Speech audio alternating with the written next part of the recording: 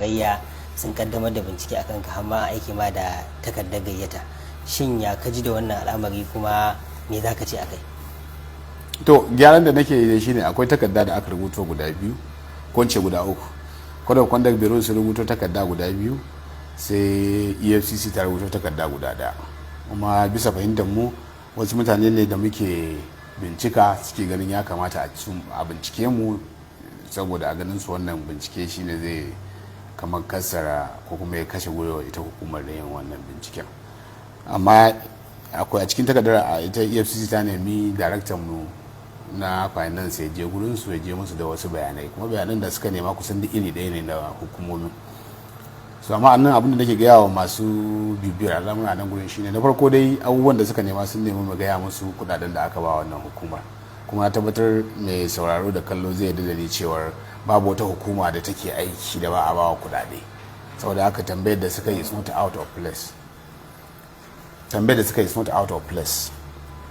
Na biyu, sun nemi da mu ba su, bayan maganar kudade, sun nemi da a ba su kudaden da, wato kudaden da maganar kudaden guda biyu suka yi. Sun nemi kudade da aka ba hukumar daga ma'aikatar kudi ta jihar kenan. Sannan sun nemi kudaden da aka ba hukumar daga ma'aikatar kananan hukumomi, wanda kusan dadi iri ɗaya ne anyway. So na biyu kuma ita hukumar da take kula da ma'aikata, ita kuma ta nemi a ƙara mata da takardar biyan kudin albashina, da kuma takardar da take nuna sanda na karɓi aiki da kuma yanayin tafiyar da al'amuran nawa, misali kamar record of service. So duk da ba hukumin wannan hukuma bane ta bayar, tunda ni ma'aikacin gwamnatin jihar ne, wanda ofishin sakataren gwamnati ya bani aiki, shi ya bani takarda, shi ya kamata a kai. Amma mu abinda na bada umarni shine duk abinda hukumomin da suke bukata a basu. Na farko dama mun dade muna wato haɗin kai tare da su, kuma duk abin da muke yi muna yi ne dai dan a zo a samu a yaƙi cin hanci da rashawa a jihar nan da kuma ƙasa baki daya. Saboda haka duk abin da suke bukata za mu tabbata mun ce an ba su. Duk abin da suke bukata na siga sun yi binciken da ya kamata, wannan wani abu ne wanda zai taimaki ma hukumar. Ko babu komai, kakkamanta ni an ma dakatar da ni shekara 2 sai da kotu ta dawo da ni akan cewar za a yi bincike irin wannan. So duk inda aka daki jaki ta banjiya ne. So ba wasu na zargin cewa kamar wai wannan na da alaka da wani bincike da ka dauko ko kuma ka da shi na batun daban biliyan dala. Me zaka ce akai? Wato na gaya maka sharfa da abun akwai abu da yawa a ciki. Bayan wannan ma akwai mutanen da yanzu muna ta kokowa da su, mun gano sun ci biliyoyin kuɗi, su kuma a ganin su kamar daman su. Akwai mutanen da suke yin abubuwa kamar na cin hanci da rashin wannan, suna ganin kamar birthright su ne, kamar wani yancin su ne ma su ci kuɗin al'umma, yancin su ne su handima dukiyar mutane, su kira duk wanda za su kira shi barawo, amma su ba dukiyar mutane kuma ba za a yi musu bincike ba, kuma ba za a bincika, ko kuma ba za a yi kullum din su ta oda ba. So wannan wani abu ne wanda ba na son in shiga nan bangaren, ko wani dalili, ko wani irin dalili ne dai, ni na ganin mu abokan aiki ne, kuma ba wani abu da za mu yi. A yanzu kaga mutane da yawa sun ruga, da yawa sun je sun nemo oda, sun ce kada mu kama su, wasu ma sun ce kada mu kama ƴaƴansu ko ƴan uwansu, wasu ma sun ce wanda suka yi aiki tare da su ma kada a kama su, ko kuma kada ma a bincike su. To mu ba haka muke ce ba. Duk abu yanzu daraktan mu da finance insha Allah gobe da safe tana Abuja, kuma za ta je ta ba su duk abubuwan da suke bukata. Duk kuma su ma kwanda muna harhaɗawa. Akwai abubuwan da ba mu ne muke da su ba, kamar maganar ginin duka na ƙananan hukumomi, ba daga nan gida aka yi shi ba, ba mu ba da kwangila ba, ban biya kuɗi ba, koban gina ƙananan hukumomi bai shigo ba, sai dai ofisoshin da muka karɓa muka kashe musu kuɗi. To amma duk abin da suke bukata za mu nemi waɗannan hukumomin su ba mu, suka ba mu tattara mu ba su bisa hujjojin da muke da su. Amma shi wannan abu da ya faru, shin zai sare maka guya ko kuma za ka ja da baya game da binciken da ka ɗauko? Wato kaga ita kanta EFCC in kallo za ka ga cewa ai suna cikin bincike, ana kan binciken su. Duk wanda suke, yanda suka ce misali daraktan mai je, su ma daraktocin su duk wanda suke aiki a gurin su da yawa an kira su a wata hukumar sun je. So bincike ba yana nufin ya kasara fawa hukuma ta aikin da ya kamata bane. Bincike ba yana nufin cewar wai akwai wani abu da zai hana ita hukumar ta aikin ta ba. Bincike yana nufin a je a gano wani abu da ya shiga duhu, kuma ba laifi bane dan an zo an ce za a bincike Muhuyi. Babu wani mutum wanda yake ba su yi a kasan nan, ba wanda ba kawa ba a kasan nan, ba wanda ba bincika ba. In shugaban kasa, wanda ya yi shugaban yan sanda, wanda ya yi shugaban EFCC, shugaban DSS, babu wanda ba yi wa makamanci wannan. So ni abin da nake kara faɗa to yanzu wannan abin a yau aka fara akan wannan aikin me bai faru ba, amma dai abin da nake so in kara gaya wa masu kauna kuma masu masoya shine da izinin Allah ba su ji kunya ba. Wannan abu ne wanda zai kara dawo da martaba gidan. Ka kalli aikin da muka yi a gidan nan, kalli da muka dawo yanzu muka dawo da martaba gidan, da kalli da abubuwan da muke yi da yadda zamu bunƙasa tsarin gidan. Kuma tabbatar su kansu wanda suka ce mu ba su kuɗaɗen da aka bamu, in suka muka rubuta musu kuɗaɗen da aka bamu suka ga daga abin da aka bamu da kuma ayyukan da muka yi a wannan gidan, to inda da gaske ne ci gaban ƙasar suke so, to na tabbatar da cewa za su zo su yi abin da ya kamata, za su ba da shaida ko kuma za su ba da lambar yabon cewar tabbas an rike amana ta al'umma. Idan na fahimci abin da kake faɗa, kana bayyana cewar ba kai kankin kanka aka gayyata ba kenan, wasu daraktoci a wannan hukuma ta aka gayyata don su kai waɗannan bayanai. Kwarai kuwa. Amma misali ya kake ganin cewar za ka gabatar da takaddun da za su tabbatar da cewar wancan zargi da ake yi wato bai tabbata ba. To babu wani zargi da aka fito da shi cewa aka yi mu ba da takardu ba a ce kai kaza ba wani zargi. Misali mu idan muka tashi rubuta takardar ta invitation zamu ce an zarge ka da kaza da kaza da kaza da kaza, to ba wani zargi a internet kuma kowa zai iya cewa kai abu, amma shi wanda ya ce kai abu shi ya kamata ya fito da hujja ba kai ka kare kanka ba. Amma ka lura yanzu mu muke ba da shaidu, mu muke ba da takardun da za a nemo ko mun yi laifi ko wani ba, ka gane abin da nake nufi. To kamar pendulum din ya ji, amma ba laifi bane in kai haka. Mu abin da muke so shine za mu ba da gudunmuwa da goyon bayan da duk wani bincike da ya kamata a yi a gano shin me muke yi a nan gurin.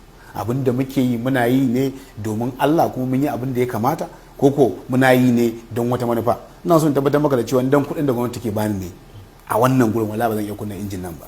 Yanzu ka zo ka tarar da ana gina burtsatse a kofar gidan nan yanzu, na tabbatar maka da cewa ba kuɗin gwamnati nake gina wannan burtsatsen ba. Ni mutum ne wanda nake iya fita in je in nemo in kawo gidan nan in kashe. In ka kalli takardar code of conduct sun ce a basu kuɗin da donor agencies masu gabawa nan gidan. So donor agencies ba sa bawa gwamnati kuɗi kai tsaye. Su abin da muke yi sai dai mu nuna musu aiki su yi, sun da kuma tun da aka fito da wasu zarge-zarge na cin hanci a wannan lokacin na wanda yake jagorantar gwamnatin, zai zama na cewa mun kasa samun kuma wasu donor agencies za su shigo su taimaka mana. So da haka ba wani zargi ne. Wato kenan zargin da aka yi wa shi tsohon gwamna Dr. Abdullahi Umar Ganduje ya sanya kun daina samun tallafi ko kuma goyon baya daga hukumomi na duniya wajen yaki da rashawa. Wannan mun daina samun tallafin da ya kamata a ce mun samu na ɗauri. Babu yadda za a yi wanda zai zo ya kawo kudinsa ya ga irin waɗannan abubuwan kai tunanin cewa zai filin cewar kudinsa a safe.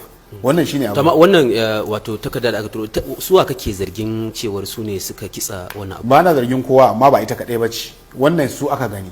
Misali akwai takarda da aka kawo ta kotu wanda take bukata a daura Muhuyi ma me yasa ya zauna akan wannan kujerar yake aiki. Akwai wanda suka yi maganar cewar akwai hukuncin kotu da ya ce wannan gidan kwata-kwata ma kai ya aiki. Mu kuma a fahimtar mu da kuma iya sanin mu na doka mun duba hukuncin kotun babu inda ya ce kada wannan gidan ya aiki. Hukuncin kotun nan wanda justice na Abba ya magana hukunci ne wanda ya yi magana saboda tanadin sashi na 16 karamin sashi na 1 na dokar da ya kafa anti-corruption. Sashi na 16 karamin sashi na 1 na dokar anti-corruption ya bada wasu limitation, wasu dalilai ne guda uku cewar in akwai su ba za a yi bincike ba, ko in kes yana kotu, ko in kes yana gaban majalisar zartarwa ta jiha, ko in kes yana gaban majalisar dokoki ta jiha, ba za a yi bincike akai ba. To wannan dalilin ne wannan kotun ta ce ba za mu yi bincike a wannan kes din ba. Amma sun nemi da a rusa dokar wannan hukumar gaba ɗayanta, a ce ta yi karo da dokar ICPC da EFCC. Wannan kotun ta ce bata yadda ba.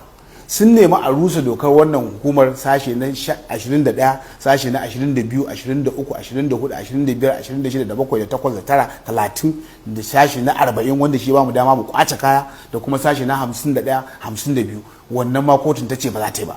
So duk inda kotu take so ta rusa dokar wata hukuma tana cewa wannan dokar ta yi karo da wata doka.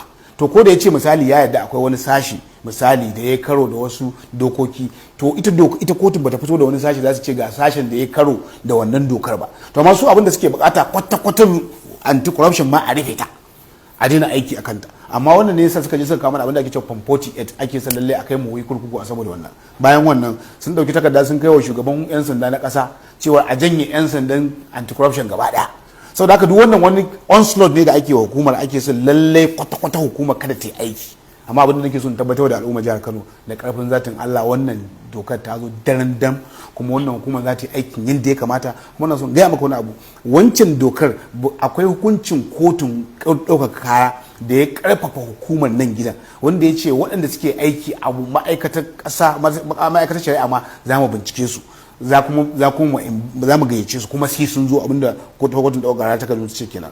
Amma waɗannan mutanen sun rufe idan sun sa kwalli sun je da tunanin wancan abinda suke so lallai tun da Allah ya sa wannan hukumar ta yi uwa ta yi makarbiya ta gano laifuffukan su kamar yadda na gaya maka yanzu akwai kuɗi naira miliyan 700 wanda muka gamsu cewar daga account ɗin gwamnatin jihar Kano ya tafi mun je mun dode su mun hana a ɗauke su ko kowa muke ta yanzu mutanen so suke sai sun kwashe kuɗin nan ba fa wai magana suna da damar cewa sun yi wannan abun ba mun samu kadarori wanda muka yi gamsu cewa da kuɗin gwamnati aka ɗauka aka saye su yau mutanen muna nan sai da muka tura yan sanda kokari suke suna ta kokowa sai sun kwashe sai sun batar da su daga garin nan so wannan ne yakin da muke muna yaki da cin hanci da rashawa shi ma yana yakin mu kuma ba za mu bari ba da izinin Allah faɗa ne tsakanin gaskiya da ƙarya kuma gaskiya ce take da sarari wataƙila duk waɗannan abubuwan da kake yi shine dalilin da yasa waɗancan abubuwa suke faruwa shin kana gani cewar kamar yadda Sharfad ya faɗa guyo ka tayi sanyi kenan na binciken dalan nan da zaka ci gaba da yi ko kuma wasu bincike abin da ya hana mu ga jami'an gwamnati da suka gabata abin da ya hana ai ba jami'an gwamnati ne kadai ba a nan gidan mun gayyaci NNPP da yawa kuma akwai wanda sai da muka tsare su a nan gidan ita gwamnatin da suke ci saboda haka duk wanda ya shigo nan gidan ya zo da wani laifi ko wani zargi da ake da shi ba a nuna bambanci tsakanin wane da wane kamar yanzu misali akwai mutane da yawa wanda kamata yanzu hukumomin da suke yaƙi da cin hanci da cewa su taimaka mana mai maganin su amma yanzu su suke zuwa su kai ƙarar hukuma kuma a bincike a ce za a bincike hukumar ba ma damuwa da wannan mun san gaskiya ɗaya ce kuma daga kinta sai bata kuma dai duk abin da dai bincike yake ai mutum baya kirkirar facts ba kuma ya kirkirar doka inda laifi da laifi babu laifi wannan abun an yi shi a baya wannan abun kuma ba zai zama sabon abu ba amma abin da nake son ƙara da maka shine abin da ya hana mu ci gaba da yin wannan na maganar dala da kake yi bai wuce maganar court order ba bayan maganar court order da izinin Allah za mu ci gaba da abin da muke yi kuma bayan wannan magana muke ta abu ne tsakani da Allah